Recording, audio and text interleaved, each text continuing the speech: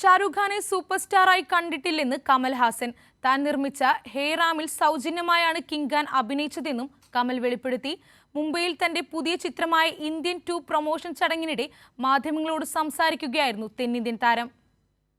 തെന്നിന്ത്യൻ താരം കമലഹാസന്റെ ഏറ്റവും പുതിയ ചിത്രമായ ഇന്ത്യൻ 2 റിലീസിനൊരുങ്ങുകയാണ്.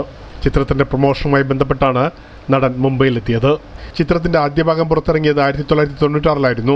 ഇപ്പോഴത്തെ ചിത്രത്തിന്റെ രണ്ടാം ഭാഗവുമായി തിരിച്ചെത്തുകയാണ് കമൽഹാസൻ. സിനിമാ പ്രേമികൾ ആകാംക്ഷയോടെയാണ് ഇന്ത്യൻ 2 തിയേറ്ററുകളിലെത്താൻ കാത്തിരിക്കുന്നത്. കമൽഹാസൻ സംവിധാനം ചെയ്ത ഹേറാമിൽ ബോളിവുഡ് സൂപ്പർ താരം ഷാരൂഖ് ഖാൻ അഭിനയിച്ചത് പ്രതിഫലം വാങ്ങാതെയാണെന്നാണ് കമൽഹാസൻ പറയുന്നത്.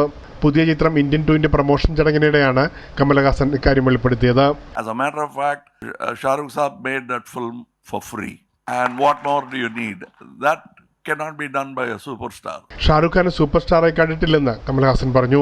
When we work together, we are all just people.